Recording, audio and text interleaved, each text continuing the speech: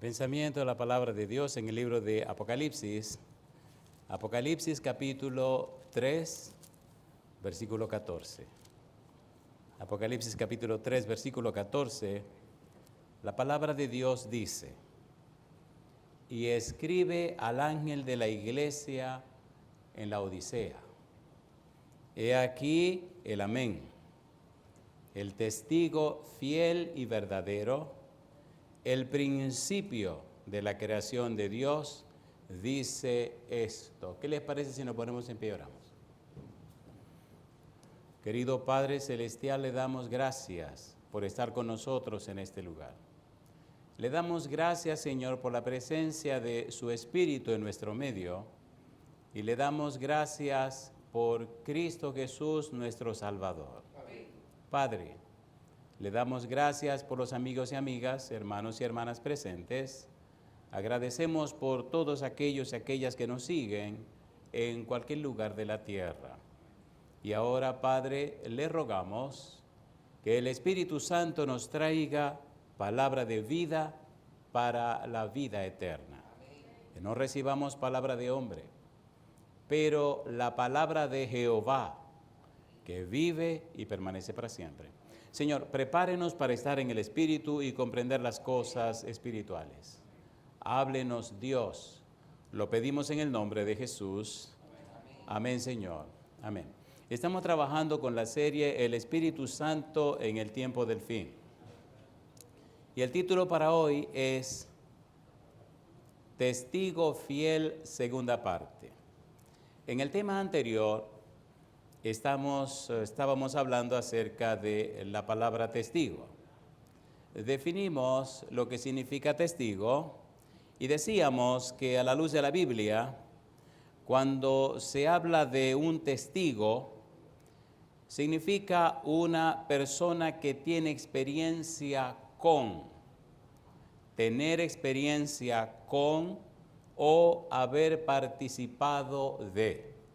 Aplicamos esta definición a la experiencia de los apóstoles y descubrimos cómo ellos testifican del tiempo que pasaron con Cristo Jesús y también de la experiencia que tuvieron con el Señor antes de su muerte y aún después de su resurrección.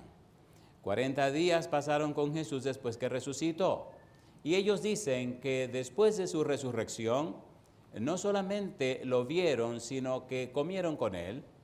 Y también se cuenta la experiencia de Tomás, el famoso Tomás incrédulo, que dijo: hasta que yo no lo vea y lo toque, lo palpe, yo no lo puedo creer. Y entonces el Señor Jesús se aparece y le dice: Tomás, ven, pon aquí tu mano, mete aquí tu dedo y no seas incrédulo, sino creyente. La gran pregunta es, si uno de los dos era un incrédulo, ¿qué nos queda hoy día? Si uno que caminó y vivió con él era un incrédulo, ¿qué se puede esperar hoy? Yo digo, alabado sea el nombre de Dios. Hablamos también ayer de cómo el Señor Jesús es un testigo. Y necesitamos definir esta palabra testigo en la Biblia desde el punto de vista legal, desde el punto de vista histórico y desde el punto de vista ético. Ponga cuidado. La Biblia es la palabra de Dios a través de las palabras humanas. La situación con la Biblia es el método que usted emplee para estudiarla. El método bíblico, gramático, descriptivo es muy recomendado por 3 razones. Número 1, bíblico. Acérquese a la Biblia con la Biblia. ¿Qué es lo que la Biblia dice? ¿Qué es lo que quiere decir? Y cómo enseñar lo que quiere decir. Bíblico, solo la Biblia. Gramático, ¿qué es lo que significan las palabras en la Biblia? La Biblia no fue escrita en español.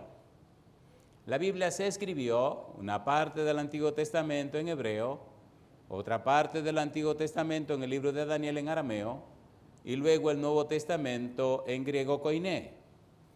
Usted me dirá, la Septuaginta se escribió toda en griego koiné, y le voy a decir que sí.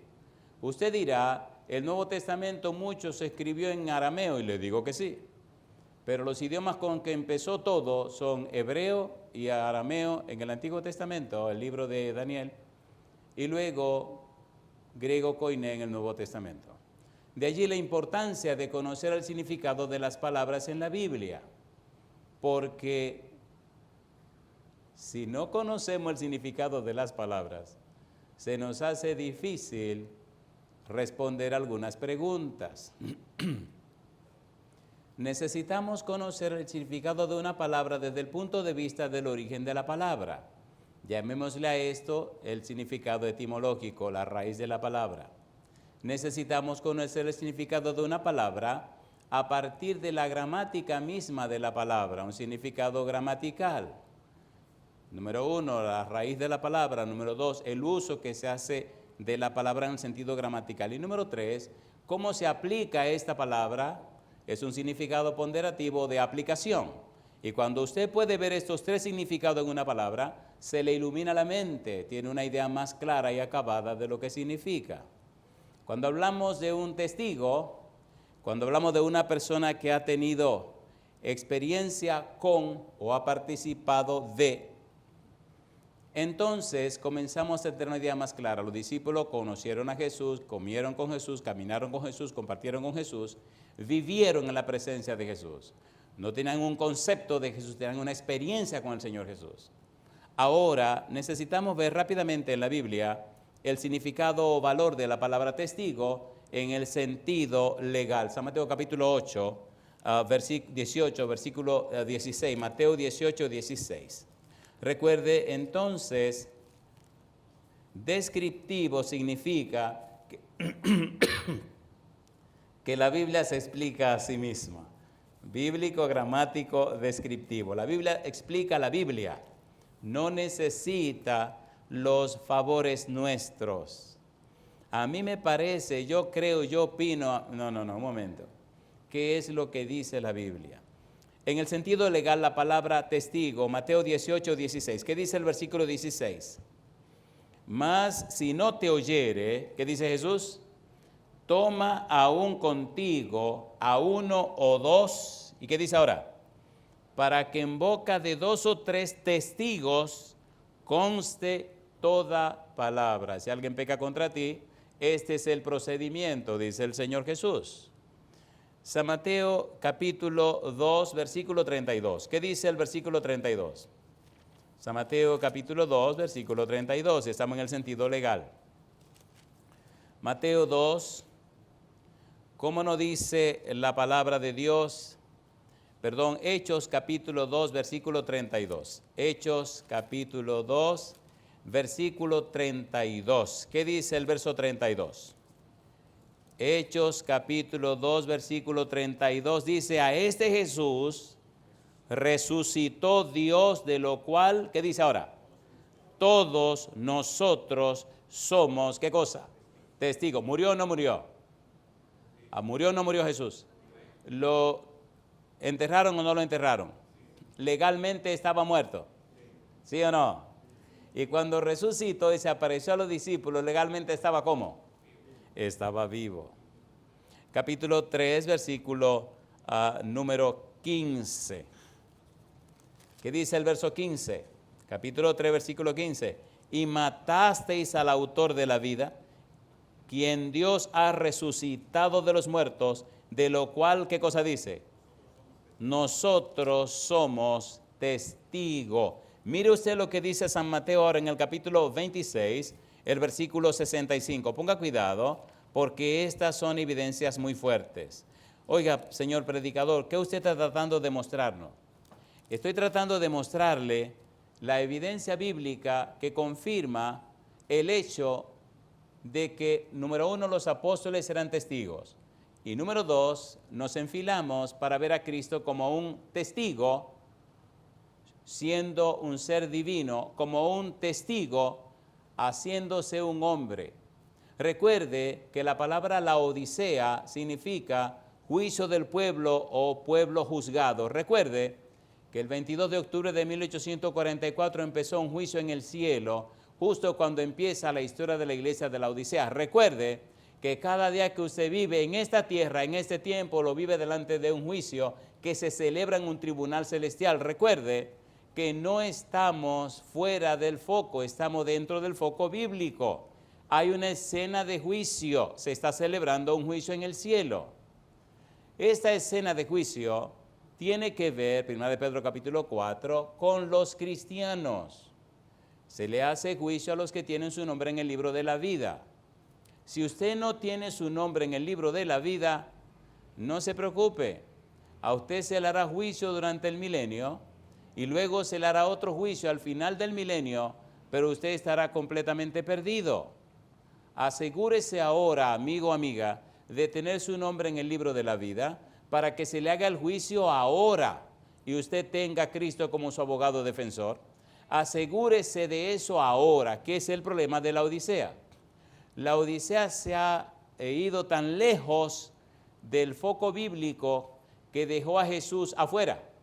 Se ha ido tan lejos del foco bíblico que ha perdido el contacto con el colirio, que es el Espíritu Santo. Se ha ido tan lejos que ha creado su propio sistema de pensamiento, su propio sistema de creencia que se separa de la persona de Cristo Jesús. San Mateo capítulo 26, versículo 65. ¿Qué dice el verso 65? Entonces el sumo sacerdote rasgó sus vestiduras diciendo: ha blasfemado. ¿Qué más necesidad tenemos de testigos? He aquí, ahora mismo habéis oído su blasfemia. ¿Cuál fue la pregunta? El sumo sacerdote le preguntó a Jesús, versículo 64, Jesús, el 63, mas Jesús callaba. Entonces el sumo sacerdote le dijo: te conjuro por el Dios viviente que nos digas si eres tú el Cristo, el Hijo de Dios. Jesús le dijo: tú lo has dicho. Y además os digo que desde ahora veréis al Hijo del Hombre sentado a la diestra del poder de Dios y viniendo en las nubes del cielo. Jesús le dijo la verdad, pero ellos habían construido su propia verdad con relación a sus intereses y rechazaron a Jesús. Lo dejaron afuera. Cuando usted compara la iglesia de la Odisea con los escribas y los fariseos, usted se asombra y se espanta de la similitud que aparece. No aceptaron a Jesús, no le creyeron a Jesús, criticaron a Jesús, condenaron a Jesús y al final de la jornada gritaron: crucifícale, crucifícale. Tan endiablados estaban que pidieron una muerte para Jesús que era símbolo, signo de maldición. Maldito el que muere muerte de cruz. Gálatas capítulo 3, versículo 13. Querían que Cristo muriera, pero no solo que muriera, sino que muriera como un maldito de Dios para que dejara de existir para siempre y sin esperanza de la salvación. ¿Cómo es posible? ¿Cómo es posible? El aspecto legal del testigo. En Hechos capítulo 6, versículo 13, mire usted lo que dice la Biblia, el sentido legal de un testigo. Ahora, Hechos capítulo 6, versículo número 13. Dice el verso 13: y pusieron testigos falsos que decían: este hombre no cesa de hablar palabras blasfemas contra este lugar santo y contra la ley, acusando a Esteban. Buscaron testigos falsos para poder condenarle y le condenaron. Y lo apedrearon, lo mataron. Aspecto legal. Cuando tenga tiempo, lea el capítulo 7, versículo 58 de los Hechos. Lea 2 de Corintios, capítulo 13, versículo 1. 1 Timoteo, capítulo 5, versículo 19. Lea también Hebreos, capítulo 10, versículo 28. Veamos ahora el aspecto histórico. En el aspecto histórico, un testigo es alguien que es un espectador de cualquier cosa, una persona que estuvo presente, una persona que lo vio, experimentó, una persona que conoce los detalles. ¿Qué fue lo que pasó? Hechos capítulo 10, versículo 41. Cuando usted estudia la Biblia desde el Génesis y hasta el Apocalipsis, descubre que el método que Dios implementó es el bíblico gramático descriptivo. Cuando Dios habló con Adán y Eva, dejó los hechos, las evidencias. Y en todo el Antiguo Testamento, Dios habló en una forma evidencial. Dios dejó su rastro, Dios dejó las pruebas, Dios dejó el testimonio para que la gente no tuviera excusa. Dios lo hizo así para que las personas no pudieran decir lo contrario. Mira lo que dice Moisés en Números capítulo 14, versículo 11. Y Jehová dijo a Moisés, ¿hasta cuándo me ha de irritar este pueblo? ¿Hasta cuándo no me creerán con todas las señales que he hecho en medio de ellos? ¿Hasta cuándo no me creerán con todas las señales que he hecho en medio de ellos? Cuando usted usa el método bíblico gramático descriptivo, busca las evidencias, la pone sobre la mesa y el que recibe la información tiene que hacer una de dos cosas: o la acepta y la recibe o la rechaza. Con Jesús pasa eso: o usted lo acepta y lo recibe o usted lo rechaza. No hay un tercer lugar. Hechos capítulo 10, versículo 41, dice la Biblia: no a todo el pueblo, dice Pedro, no a todo el pueblo, sino a los testigos que Dios había ordenado de antemano, a nosotros que comimos y bebimos con él después que resucitó de los muertos. ¿A quiénes se le apareció el Señor Jesús? A los que le conocían, a los que le servían, a los que caminaban con él, no a los curiosos.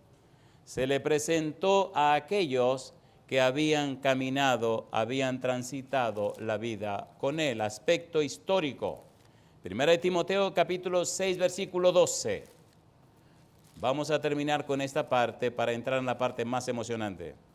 Primero de Timoteo capítulo 6, versículo 12, ¿qué dice el verso 12?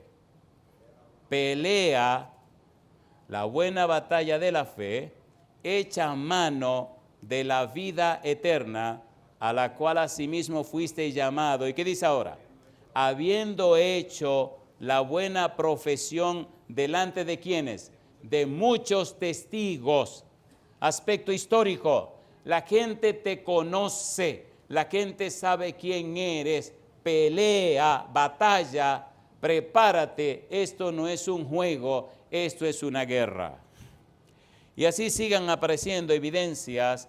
2 Timoteo capítulo 2, versículo 2, Hebreos capítulo 12, versículo 1, etc. Número 3, en un sentido ético. Un testigo en el sentido ético son quienes, siguiendo el ejemplo de Cristo, han demostrado la fuerza y la autenticidad de su fe en Cristo al sufrir una muerte violenta. El sentido ético: se descubrió que eran cristianos, decidieron mantenerse fieles y entonces pagaron con sus vidas el hecho de entregarse y servir al Señor Jesús. ¿Recuerdan ustedes la experiencia de Esteban? ¿Se acuerdan de Esteban o no se acuerdan? ¿Qué pasó con Esteban? Hechos capítulo 7, versículo 55 en adelante, dice: pero Esteban, lleno del Espíritu Santo, puestos los ojos en el cielo, vio la gloria de Dios y a Jesús que estaba a la diestra de Dios. Y dijo: he aquí, veo los cielos abiertos y al Hijo del Hombre que está a la diestra de Dios. Entonces ellos, dando grandes voces, se taparon los oídos y arremetieron a una contra él. Y echándole fuera de la ciudad, le apedrearon, y los testigos pusieron sus ropas a los pies de un joven que se llamaba Saulo, y apedreaban a Esteban, mientras él invocaba y decía: Señor Jesús, recibe mi espíritu. Y puesto de rodillas, clamó a gran voz: Señor, no les tomes en cuenta este pecado. Y habiendo dicho esto, ¿qué cosa dice? Murió. El aspecto ético: pagó con su vida su fe en Cristo Jesús. Cuando tenga tiempo, lea Apocalipsis capítulo 2, versículo 13, Apocalipsis capítulo 17, versículo 6. 3 aspectos en el asunto de testigo: aspecto, sentido legal, sentido histórico, sentido ético. Muy bien. Ahora necesitamos entrar a ver la persona de Jesús como un testigo. ¿Qué clase de testigo es Jesús? Número 1, ¿con quién ha tenido experiencia Jesús? Número 2, ¿con quién ha participado Jesús? En primer lugar, decíamos ayer, en el tema anterior, que el Señor Jesús usó muchos títulos, pero hay un título que fue el que más empleó. Ponga cuidado. Decíamos que en el Evangelio según San Mateo, San Marcos y San Lucas, usó ese título 65 veces. En el Evangelio según San Juan lo usa 12 veces. ¿Cuál es el título? El título es Hijo del Hombre. ¿Cuál es el título? Hijo del Hombre. ¿Qué significa esto? Cuando usted estudia con cuidado la frase Hijo del Hombre, el nombre Hijo del Hombre, el título Hijo del Hombre, descubre 2 cosas. Número 1, que esta frase define a Jesús como un ser divino y le define también como un ser humano. Cuando descubrimos a Jesús como un ser divino y un ser humano, empezamos a descifrar, a desentrañar qué tipo, qué clase de testigo es Él. Y si descubrimos eso, entonces comprenderemos, conoceremos, comprenderemos y entenderemos por qué Él le habla a la iglesia de la Odisea diciendo que Él es el testigo fiel y verdadero. ¿Por qué es fiel? ¿Por qué es verdadero? Siendo que es un ser divino, es fiel y verdadero. Y siendo que es el Mesías, el siervo de Dios, que se hizo hombre siendo Dios, y vino y pagó el precio de la humanidad, pagó el precio del pecado, entonces es fiel y verdadero. Fiel porque pagó con su propia vida, su propia sangre, y verdadero porque establece en forma clara el principio bíblico de la verdad. Aún San Juan 14:6, él dice, yo soy, ¿qué cosa? El camino, ¿y qué más? Y la verdad, ¿y qué más? Y la vida. ¿Quién le está hablando a la Odisea? El Todopoderoso, el Dios omnipotente, el creador de todo, el dueño de todo, pero también el Dios que se hizo hombre y pagó el precio del pecado de la Odisea. ¿Cuál es la tragedia de la Odisea? Que no entiende. Y entonces deja al Señor Jesús afuera. Cuando Él dice, he aquí estoy a la puerta y llamo. Estoy a la puerta y llamo porque no me dejaste entrar. Estás muy ocupada en tus cultos ahí adentro, no sé a quién, pero me dejaste aquí afuera. Te amonesto que por favor consigas colirio, el Espíritu Santo. Por favor, mi negra, consigue vestiduras blancas, mi justicia, porque ni tiene mi justicia, ni tiene el Espíritu Santo, ni me tienes a mí. ¿Cómo puedes estar tan tranquila?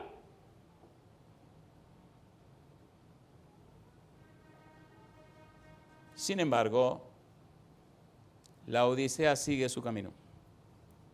Vemos un par de textos que nos habla de Jesús como un ser divino, como el Hijo del Hombre, y luego algunos textos que nos habla de Jesús como un ser humano, y entonces a ver cómo nos trata el tiempo. Una pregunta para usted. Déjeme hacerle una pregunta. ¿Verdad que es maravilloso conocer a Jesús? ¿Es maravilloso o no es maravilloso? La ciencia de las ciencias, de la mayor ciencia, de la ciencia más completa que existe en el universo, es conocer a Cristo Jesús. ¿Cuál es la ciencia de las ciencias? ¿Cuál es la ciencia de las ciencias? En todo el universo se está estudiando una persona. ¿Cómo se llama esa persona? Se llama Cristo Jesús.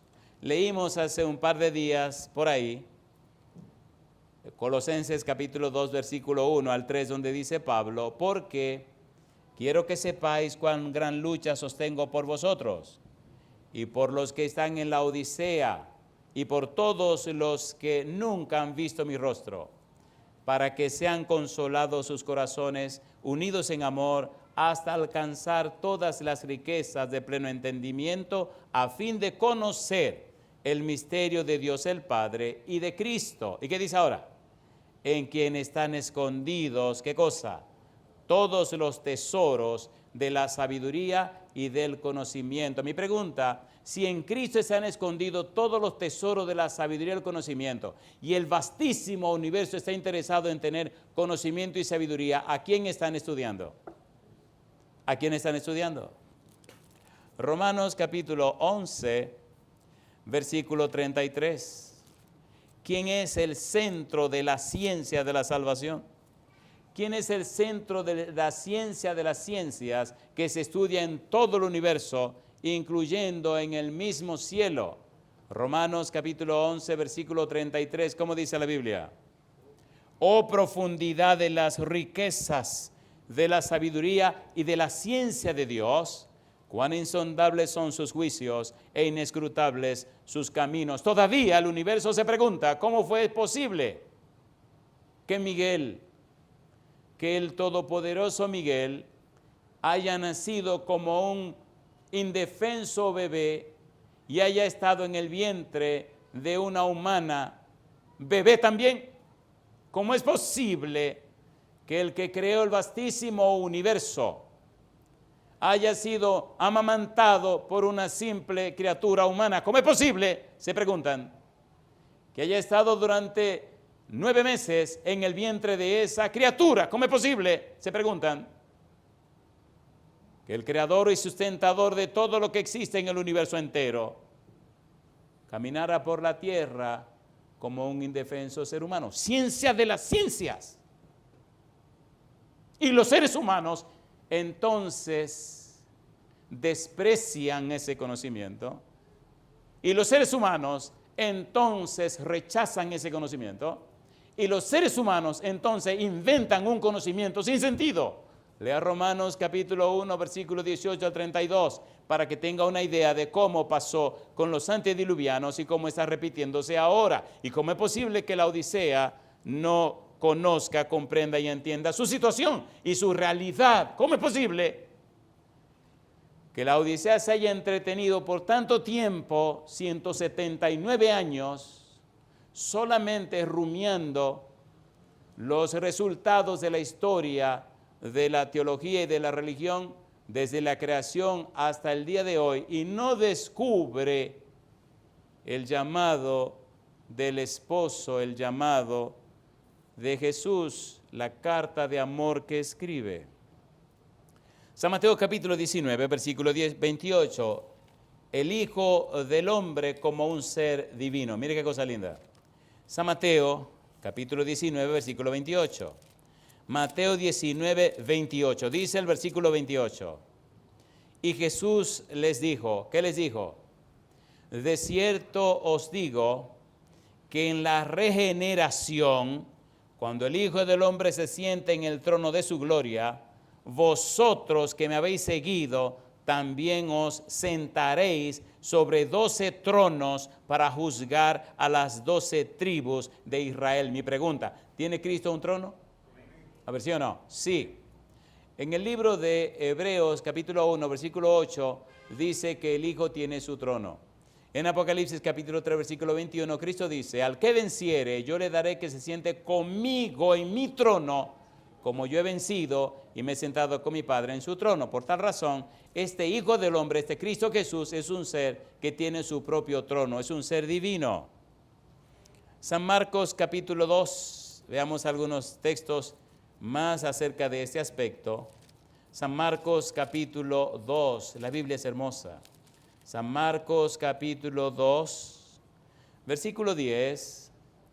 Pues para que sepáis que el Hijo del Hombre tiene potestad en la tierra para perdonar pecados, dijo al paralítico, a ti te digo, levántate, toma tu lecho y vete a tu casa. Entonces se levantó enseguida y tomando su lecho salió delante de todos, de manera que todos se asombraron y glorificaron a Dios diciendo, nunca hemos visto tal cosa. Mi pregunta, ¿el Hijo del Hombre es un ser divino, sí o no?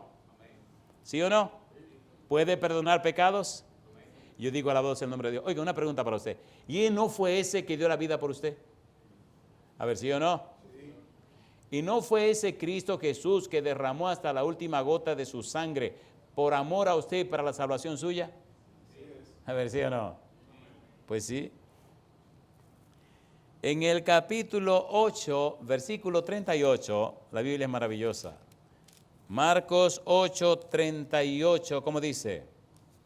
Porque el que se avergonzare de mí y de mis palabras en esa generación, dice Jesús, adúltera y pecadora, el Hijo del Hombre se avergonzará también de él cuando venga en la gloria de su Padre con los santos ángeles. Y aquí hay muchas evidencias más que muestran que Jesús es un ser divino. Capítulo 13, versículo 26, capítulo 14, versículo 61, 62, Juan capítulo 1, versículo 51, Juan capítulo 3, versículo 13, Juan capítulo 5, versículo 27, Juan capítulo 6, versículo 62, y en Colosenses 2:9, Pablo dice que en él reposa toda la plenitud de la deidad. ¿Por qué estamos dando la cita? Todo esto se está grabando, luego usted puede sentarse tranquilo y va a la página de la iglesia de Gascue o va al canal de YouTube de La Voz del Consolador oficial y puede repasar todo esto de nuevo. Bien, veamos el aspecto humano. El mayor interés nuestro mayor empeño, no es que usted se emocione, no. Es que usted reciba la evidencia de que su salvación está segura y asegurada en Cristo Jesús. Que usted no tiene nada que dudar de todo lo que Dios ha hecho. Que si usted le cree, usted verá la gloria de Dios. La Biblia relata la historia de un padre que tiene a un hijo atormentado por el demonio. Lo trajo a Jesús, pero Jesús todavía estaba en el monte de la transfiguración con 3 de sus discípulos. Estaba con Pedro, con Juan y Santiago. Cuando Jesús baja del monte el día siguiente por la mañana, se encuentra a una multitud riéndose de los discípulos, de los apóstoles, y a un padre frustrado con un hijo endemoniado. Los discípulos, los apóstoles, se habían pasado la noche criticando a Jesús, criticando a Pedro, criticando a Juan y a Santiago. ¿Por qué esos 3 pueden subir y nosotros no? De manera que cuando amanece y el papá viene con este muchacho endemoniado, empiezan a reprender al demonio, el demonio lo que hace es que se burla de ellos. Y no pudieron echar fuera el demonio. Cuando Cristo llega, pregunta, ¿qué ustedes discuten con ellos? Entonces la gente se calmó. Y el padre da un paso al frente y le dice, maestro, traje a ti mi hijo, pero tus discípulos no pudieron hacer nada. En otras palabras, traje a ti mi hijo, pero yo veo que ustedes son una payasada, ustedes son una mentira. Ustedes me han frustrado la vida. Miren mi muchacho ahí revolcándose con el demonio. Y tus discípulos no pudieron hacer nada. ¿Qué es lo que pasa aquí? Si tú puedes hacer algo, ayúdame. Y Jesús le dijo tranquilo al Señor, le dijo, mire mi negro, al que cree, todo le es posible. La pregunta es, ¿cree usted? Escuche por favor. Pensar positivo no se llama fe. Pensar positivo no es creer. No se deje engañar. La fe bíblica nace con la palabra de Dios. Romanos 10:17, hemos dicho varias veces. ¿Qué dice Romanos 10:17? Así que la fe es por el oír y el oír por la palabra de Dios. ¿Han notado en la predicación que las citas bíblicas florecen y una detrás de la otra, detrás de la otra? Usted no tendrá la fe de la Biblia si usted no se llena de la Biblia. No son deducciones, no son criterios, no son argumentos, no. Es la palabra de Dios. Entonces el padre le grita a Jesús. Jesús le pregunta, ¿desde cuándo le pasa esto al muchacho? ¿De que era un niño? Y a veces le echa en el fuego, a veces le echa en el agua, pero por favor, le dice el padre, si tú puedes hacer algo, ayúdanos. Jesús le dice, al que cree todo le es posible. Entonces papá grita y le dice, creo, ayuda mi incredulidad. ¿Qué pasó aquí? Bueno, si vino de tan lejos con su muchacho a traérselo a Jesús, ¿creía o no creía? A ver, ¿creía o no creía? ¿Creía o no creía? Por eso vino. Ahora, ¿qué pasó cuando los discípulos no pudieron hacer nada? ¿A dónde se le fue la fe? Dice, bueno, si estos son los que caminan con él y andan con él y no pueden hacer nada, ¿qué podrá hacer él? No puede hacer nada. Ah, que viene Jesús, vamos a ver qué es lo que va a hacer este ahora, porque si esta gente no pudo nada. ¿Ustedes no se han dado cuenta que viven en un mundo frustrado? ¿Se han dado cuenta o no se han dado cuenta? ¿Se han dado cuenta o no se han dado cuenta? A ver, ¿sí o no? La gente está cansada. A ver cómo digo esto con mucho respeto. La espiritualidad es una cosa, la religiosidad es otra cosa. ¿Se entendió, por favor? ¿Se entendió o no se entendió? La religiosidad divide, hace que la gente se pelee, se tratan como enemigos, se miran con mala cara.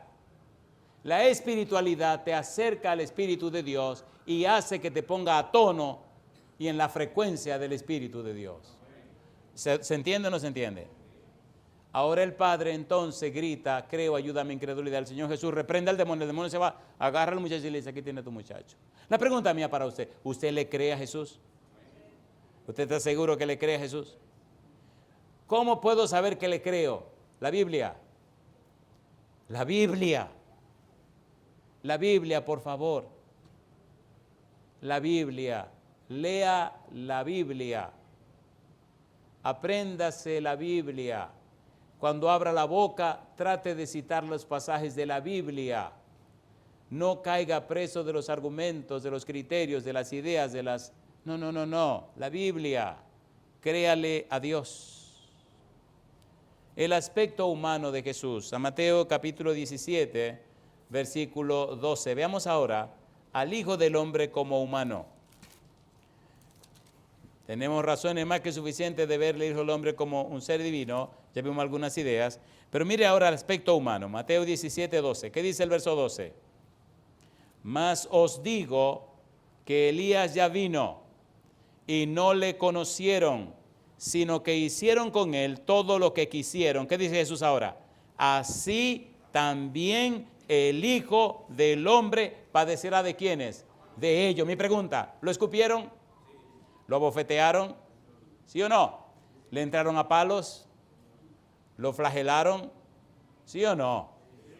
Entonces él anunció ese aspecto humano. Capítulo 18, versículo 11. Porque el Hijo del Hombre ha venido para salvar lo que se había perdido. Marcos capítulo 8, versículo 31. Marcos capítulo 8, versículo 31. Y comenzó a enseñarles que le era necesario al Hijo del Hombre, ¿qué cosa? Padecer mucho y ser desechado por los ancianos, por los principales sacerdotes y por los escribas, y ser muerto y resucitar después de 3 días. ¿Sabía Cristo lo que le iba a pasar, sí o no? Ahora le pregunto a usted, ¿era culpable Cristo? No. ¿Hizo algo malo Cristo? No. ¿Cometió algún pecado? No. ¿Y por qué lo crucificaron? ¿Por qué los escribas y los fariseos lo condenaron? ¿Por qué lo llevaron a la cruz? ¿Por qué tanto maltrato, tanta persecución? Testigo fiel y verdadero, como Dios, como ser divino, y ahora como hombre. Él supo lo que vivió como Dios, supo lo que vivió como hombre, cumplió al pie de la letra todo lo que se escribió de él y ya estaba escrito. ¿Cómo es posible que esos maestros no sabían que él era el Mesías que estaba cumpliendo con su misión? Explíquemelo. ¿Cómo es posible? Y ahora le dice a la Odisea, mira mi negra, yo soy el testigo fiel, soy el ser divino, Emmanuel, Dios con nosotros, que se hizo hombre y vino a pagar el precio del pecado. Tú lo sabes, mi negra, tú estás estudiando, tú te conoces la teología, entonces ¿qué te pasa a ti? Y es el gran misterio de la Odisea. A mí me da terror cuando Cristo dice, y será como en los días de Noé. Le hago una pregunta, en el cielo, ¿se alzó Lucifer, se rebeló contra Dios, sí o no?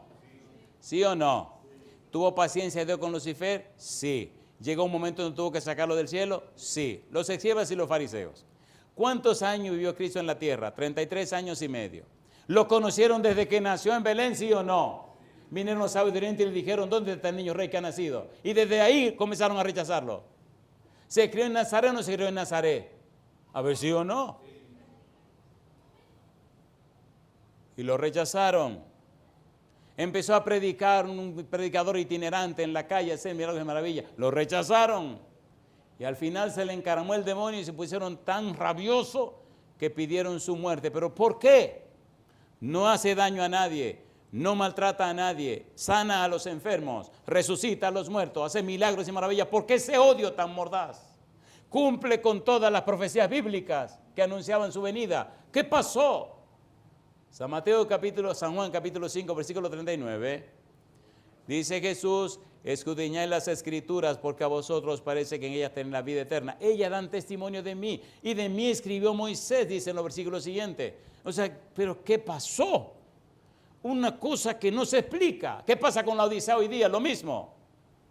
¿Cómo es que no puede ver? ¿Qué es lo que está pasando? El testigo fiel y verdadero. San Marcos capítulo 9, versículo 31.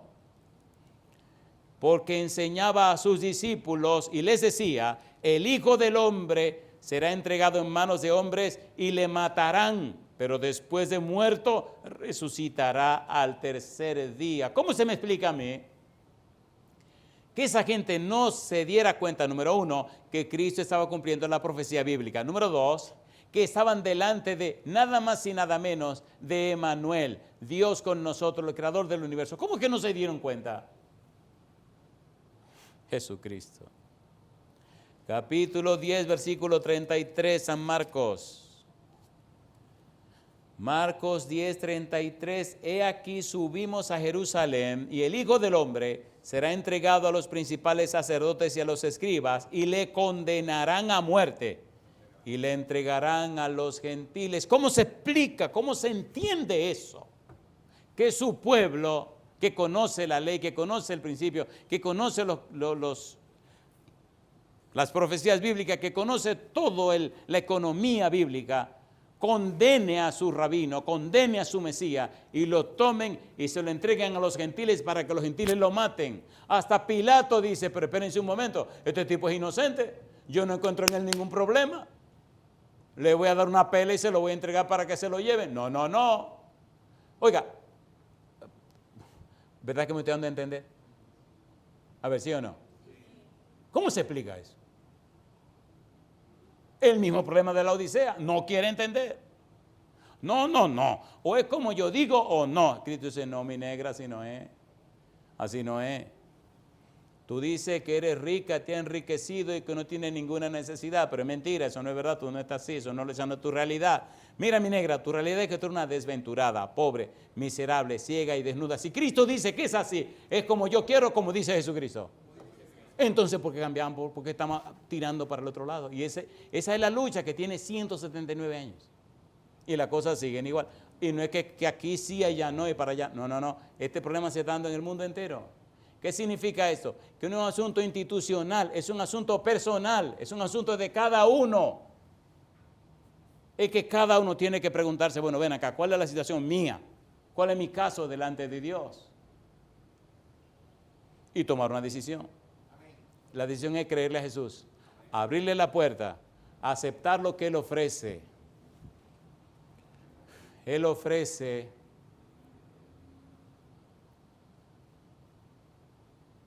número 1, oro afinado en fuego, que es la fe y el amor. Número 2, vestiduras blancas para vestirte, que es la justicia de Dios, la justicia presentada en la persona de Jesús. Y número 3, colirio, para que veas que es el Espíritu Santo. Mi pregunta para usted, amigo, amiga, hermano, hermana, ¿le gustaría recibir esos regalos de Cristo Jesús? Amén. De todo corazón. Oiga, otra pregunta. ¿Le gustaría dejar entrar a Cristo a su vida, a su casa, a su mente, a su corazón? Amén. Sinceramente, amén. De corazón. Amén. Hace años, cuando era un adolescente aquí en la iglesia, leí una historia que ocurrió en una de nuestras iglesias. La historia dice que una maestra le contó a los niños tienen una manera muy particular de pensar, y la maestra le dijo, miren, esta tarde el Señor Jesús viene e irá a la casa de cada uno de ustedes. Y un bebecito que se asustó, compadre. Oh, salita, compadre. El bebecito se asustó y levantó la mano. Y le dice a la maestra, sí, fulano, dime. Y el chiquito le dice a la maestra, dígale a Jesús, por favor, que deje la casa de nosotros de último. Y le dice a la maestra, no me diga, dice, sí, es que tengo que hablar con mi mamá. Es negro lindo, mamá. Bueno, terminó la clase, el chiquito sale corriendo para la iglesia. Y cuando termina el culto, la escuela sabática, el culto en la tarde, cuando ya van saliendo, le dice la maestra a la mamá del niño, mira, ven acá, ¿qué es lo que pasa con el hijo tuyo? Y le dice la mamá, ¿cómo así? ¿Cómo así? Dice, sí, esta mañana yo dije que Jesús va esta tarde para la casa de cada uno de los niños y él me pidió que por favor dejara a Jesús, que le dijera que fuera de último, que él tenía que hablar contigo. La señora muy sincera mira a la maestra, baja la cabeza y le dice, sí, por favor, dile que nos deje de último porque hay cosas que arreglar. Yo le pregunto, ¿fue sincero el niño? ¿Fue sincera la mamá? Y a las personas que son sinceras, ¿las perdona el Señor? ¿La ayuda el Señor? Bendito sea el nombre de Dios. Empecemos a aterrizar. San Marcos capítulo 10, versículo 34 y versículo 45, dice Jesús, y le escarnecerán, le azotarán, escupirán en él y le matarán. Mas al tercer día resucitará. Versículo 45. Porque el Hijo del Hombre no vino para ser servido, sino para servir y para dar su vida en rescate por ¿cuántos? ¿Quiere usted que Cristo pague el rescate por la vida suya? ¿Le gustaría que su nombre esté en el libro de la vida? Entonces póngase en pie conmigo. ¿Le gustaría a usted que el Espíritu Santo dirija sus palabras, pensamientos y acciones? Entonces póngase en pie conmigo. Me gusta lo que Pablo dice en Filipenses 2:13. Filipenses capítulo 2, versículo 13. Mire lo que dice Pablo. Porque Dios es el que en vosotros produce, ¿qué cosa? Así el querer como el hacer por su buena voluntad. Yo le pregunto, mi amigo, mi hermano, mi amiga, mi hermana, ¿le gustaría que a partir de hoy el Espíritu venga a su vida? Amén. Y produzca en usted el querer y el hacer por su buena voluntad? Amén. El mensaje a la Odisea, repito, no es un mensaje de condenación, no, es un mensaje de amonestación. Jesús le está diciendo a la Odisea, yo he venido a donde ti, yo conozco tu necesidad y la quiero suplir. Por favor, escúchame, hazme caso. Número 1, me dejaste afuera. Número 2, rechazaste el Espíritu Santo. Número 3, te quitaste mi justicia, te inventaste otra cosa. ¿Recuerda usted cuando Adán y Eva pecaron en el huerto del Edén? ¿Cómo se sintieron? Desnudos y desnudos. Desnudos del halo de luz que los cubría, la justicia de Dios, la santidad de Dios. Desnudos físicamente, entonces tomaron hojas de higuera y se vistieron. Cuando Dios viene y les habla, entonces en Génesis 3:21, Dios los viste con pieles de animales. Una representación de la piel del cordero que carga, que lleva, que paga el pecado del mundo. Dios no nos creó para que estemos desnudos. Dios nos creó para que estemos vestidos de su justicia. Y por eso la Odisea le dice, mi negra, estás desnuda. Ven, te voy a dar mi manto de justicia. Mi negra, me dejaste afuera, déjame entrar. Mi negra, tiene carencia del Espíritu. Yo lo traigo, tómalo, mi negra. La Odisea insiste en decir que no. en la próxima entrega necesitamos ver algo de la belleza del Señor Jesús como un ser divino, la belleza de Jesús como un ser humano. Lo que acabamos de leer del nombre, el Hijo del Hombre, es solo una probadita de la profundidad teológica que tiene Cristo como un ser divino, Cristo como un ser humano. Repito, es la ciencia de las ciencias que se estudia y se estudiará por toda la eternidad. Es más que un asunto religioso, es un asunto espiritual. Permítame terminar con un par de preguntas. ¿Se ha cumplido todo lo que ha dicho el Señor Jesús, sí o no?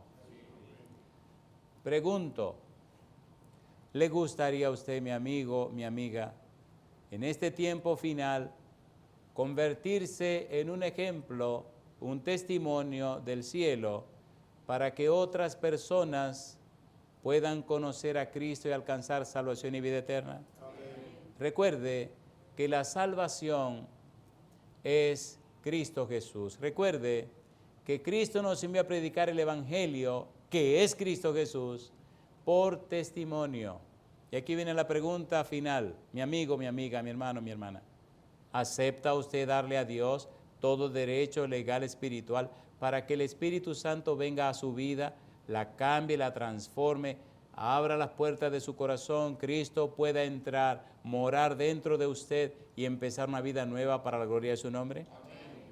En el libro de Efesios, capítulo 3, versículo 14 al 19, hay tres cosas maravillosas. En el 16 dice, para que seáis fortalecidos con poder en el hombre interior por su espíritu.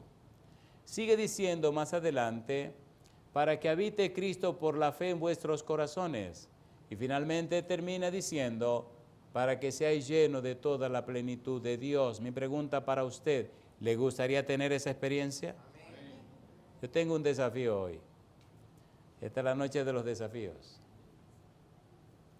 No sé cuántos años tenga usted, pero aquí viene el desafío. Me encantan los desafíos. Me encantan los desafíos. Oiga, ¿le gustaría en este tiempo de oscuridad ser luz? Amén. ¿Le gustaría en este tiempo de tanta cosa rara representar al reino celestial como un embajador, una embajadora de Dios? Amén. ¿Seguro que le gustaría? Amén.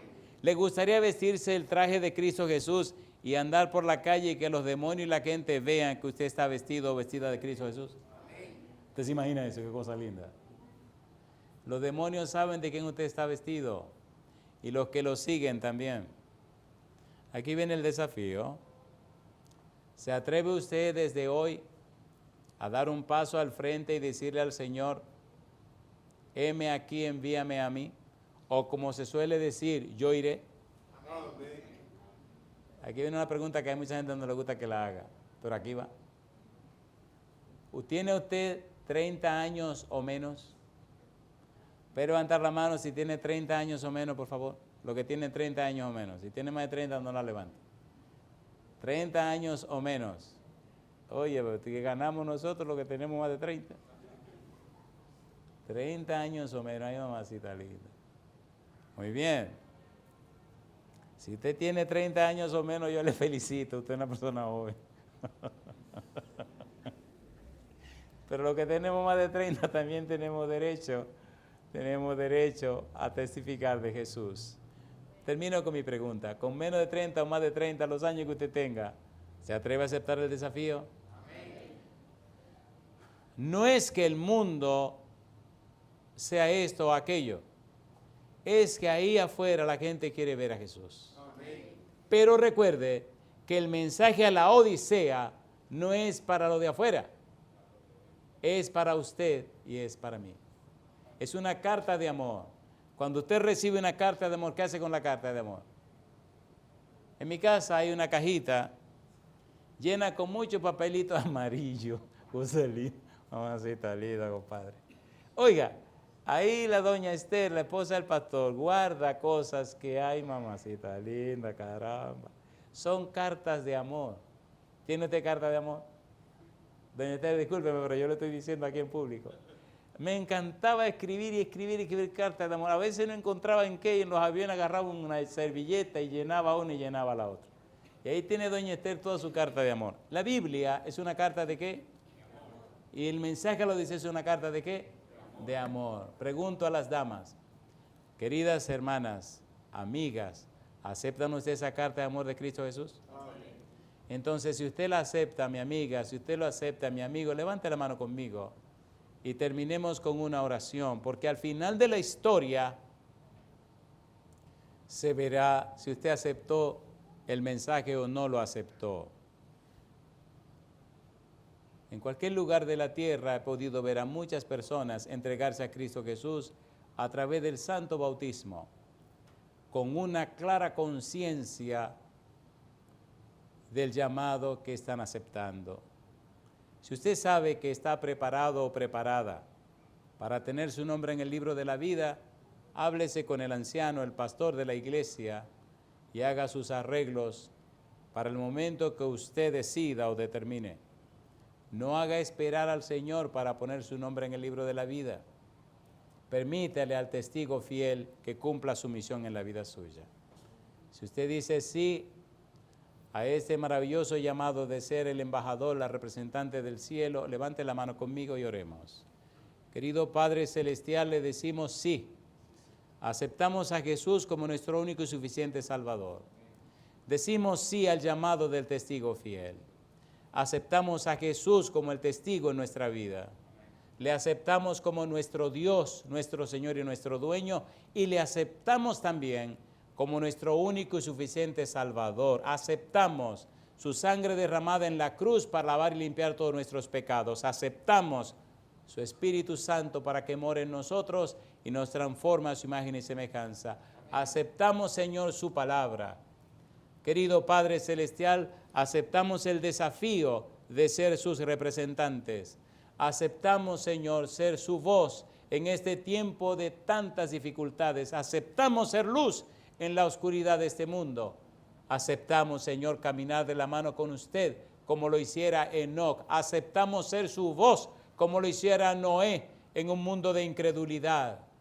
Aceptamos, Señor, el ministerio de Juan el Bautista, de anunciar la venida de Cristo Jesús. Aceptamos, Padre Celestial, ser su mano bendita para ayudar a los necesitados. Aceptamos, Santo Padre, el desafío que nos lanza y le entregamos nuestra mente, nuestra voluntad y nuestra conciencia y le rogamos que envíe su Espíritu Santo en nuestra vida para que produzca en nosotros el querer y el hacer por su buena voluntad. Despiértenos, Señor, antes que sea tarde. Despiértenos sin la necesidad de tormentas, de huracanes, de terremotos, de muerte, de desastre. Despiértenos ahora. Lo pedimos, Señor, en el nombre de Jesús. Amén, Señor. Amén.